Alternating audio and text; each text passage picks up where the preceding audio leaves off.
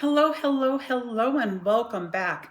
Today we're going to talk about self-love, the heart chakra and the throat chakra. If this is your first time here, my name is Jody McDowell. I'm a psychic, energy worker, and a witch in no particular order.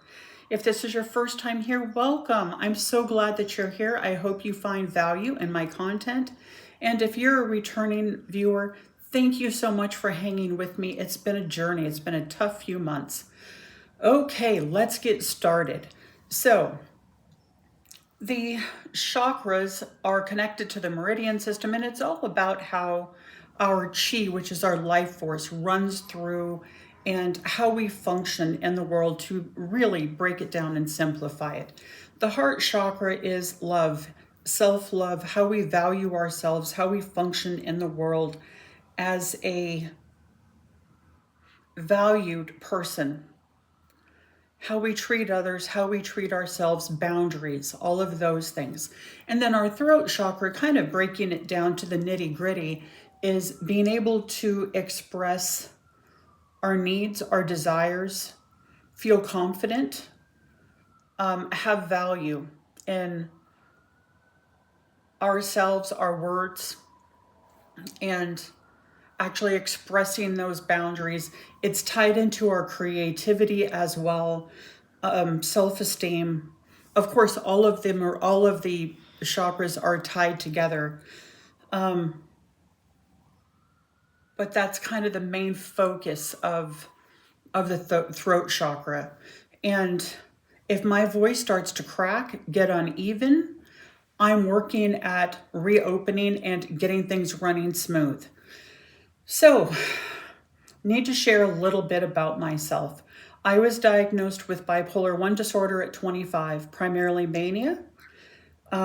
It's a chronic condition which I manage extremely well most of the time with medication.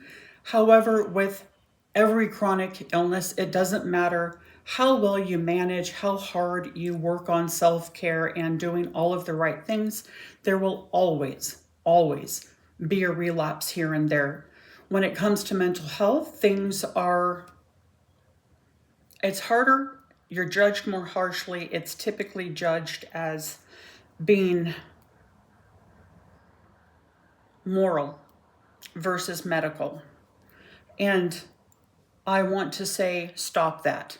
It's harmful, it's hurtful, it's not intentional. Okay, breaking back out of that, I'm going to say that having that impacts how I feel about myself, how confident I am when things happen, to come back from that. It's extremely difficult to step back after you've maybe embarrassed yourself or harmed people that you love, said and done things that are outside of your normal character. And finding the self-esteem again to step back and say, even though I have XYZ, I am still worthy, important, knowledgeable. And that's what I'm here to talk about today. So if that resonates with you, please hold on tight because we're going to get real. So over the last 6 months, my life has been chaotic. My husband's had job changes. We've put our house on the market. We had remodeling. And I stepped into new areas and trying new things at a time when things were hard and chaotic. It wasn't the right time, but there it is. And all of the stress threw me out of balance, and I wasn't able to cope as well as I would like to. That is the joy of having a mental health condition. And here we go. My throat chakra is wanting to shut down because I'm uncomfortable and feeling vulnerable. But I'm going to keep talking, so hold through this cracking because it will get better. I won a voice activation session at an event I went to last year, and let me tell you, it was phenomenal. I went with an old friend, someone I worked with and haven't seen in many years. And this session was movement freeing and moving your body, making sounds, singing, chanting. And what came through for me was, it's okay to take up space. I don't need to be small. I don't need to shrink. I don't need to be embarrassed. It's okay for Jody to take up space, along with what I have to say is important and valuable, meaningful. There is value in my knowledge and skill set, my life experience. So here I am to talk to you about that. I felt free and open for the first time in a long time, quite a while after that session. There are some people who judge me pretty harshly for content, for having my office not be prim and proper and them not liking my backdrop, which is my actual home, and feeling like things should be more put together, for how my filming was done, for my content and my emotions, for being vulnerable and real and raw when I'm hurt, and being told that that's unprofessional and other things. And my reaction to that was to go back into my shell, to hide, to feel unworthy. And that's my trauma. That's 100% my trauma stuff. Lifetime of being told those exact things. I'm too much. I'm stupid. I'm not enough. You'll never blah, blah, blah. None of those things are true. None of them. But I snapped back into that, and I had to work myself back out. And so here we are. Here we are as I'm working on the other side of that to come back and say, yes, things get hard. I'm not perfect, but it doesn't mean that my feelings and my experience and my knowledge aren't valuable, because I'm not the only one who walks this. Last weekend, I had the pleasure of doing a psychic alternative healing fair, and I was a vendor, and it was a beautiful, really fun experience. The energy there was so healing and so kind and so much love. And I was drawn to a vendor who was doing sound healing, sound bath healings. And she took one look at me, and of course she's intuitive, just like I am, and went straight to my heart chakra and my throat chakra and worked at clearing that and balancing it. I came home and I cried when it was all done, and slept as the feelings started to pass through. And I've been meditating again. And let me tell you, when you're in the middle of things being chaotic, it's hard to hold on to all of the practices that keep things easier.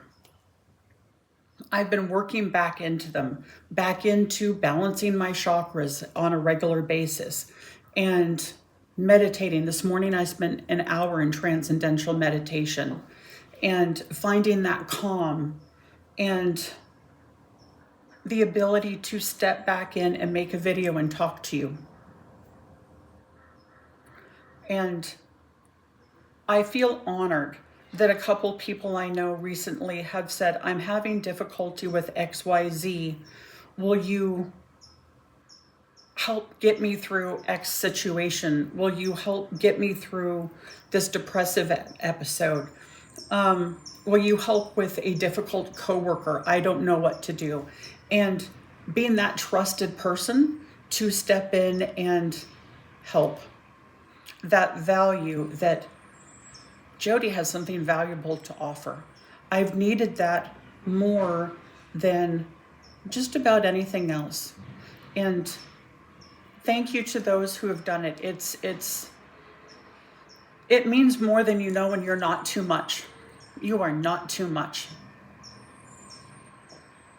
Because we all walk that path of struggle.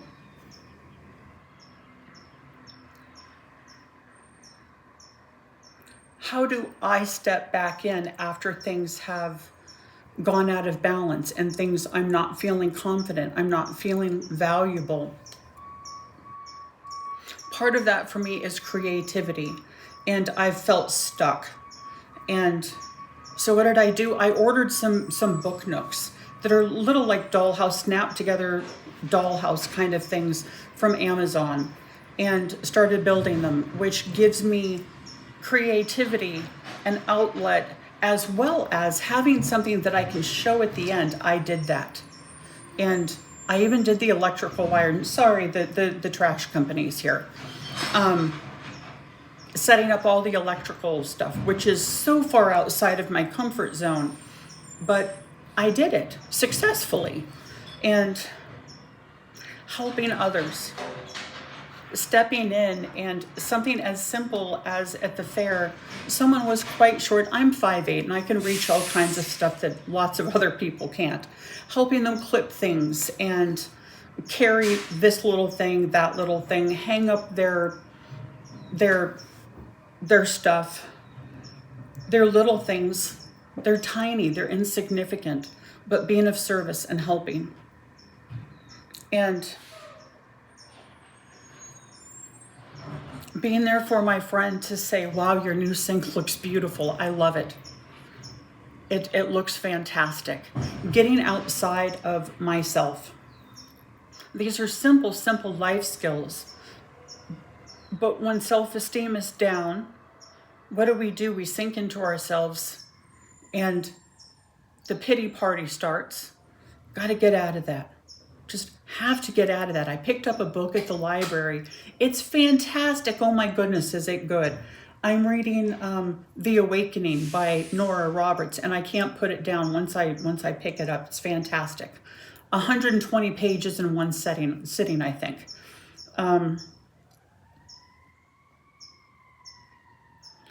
Coming back and sharing my experience of feeling stuck and trying to find magic in the mundane when things are hard and I feel out of balance and my world is topsy-turvy and I don't have my things, all of my comfort things.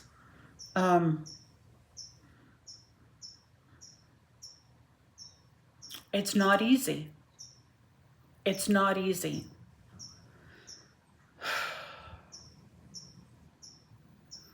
I want to tell you, all of you watching, if you've hung through for almost 13 minutes, thank you for being here with me. And if things are hard and you're struggling, it's okay. And it's okay to not be okay. And it's okay to voice that. Things don't always have to be pretty with a pretty satin bow. It can be messy. One of the most important things that anyone ever said to me. I had a friend years ago who, I mean, we're still friends, but in the most loving way possible, he looked at me, wrapped his arm around me, did, this, and he said, I love you so much, you effing nutball. And he used the other word. But it was, no matter where I'm at, I'm okay, I'm loved, I'm accepted, and I belong. And for those of you who need to hear that, I love you. Other people do too. Go ahead and voice what's going on. Breathe into your heart. Breathe in, just I am. Just the two words, I am. Because that's, I'm enough, I'm here, I'm loved, I'm wanted, I'm okay just the way I am. Those are the things that start to heal. Pretty much every single Reiki session I've ever done, whether it's Reiki or fairy light work or other forms of energy work, almost everyone has needed to do that exercise because of the hurt and the struggle, the anxiety, just the calming element of I am. And just breathing in and feeling that spread through us. We're at 15 minutes now. I hope that every single one of you has a beautiful, wonderful, wonderful day. Thank you for hanging out with me and sitting with my hurt and my frustration and my joy of coming through that, the process. And we all go through it. To some degree or another, we all go through it. Have a wonderful, wonderful day. And come on back. I hope to see you soon. Bye-bye.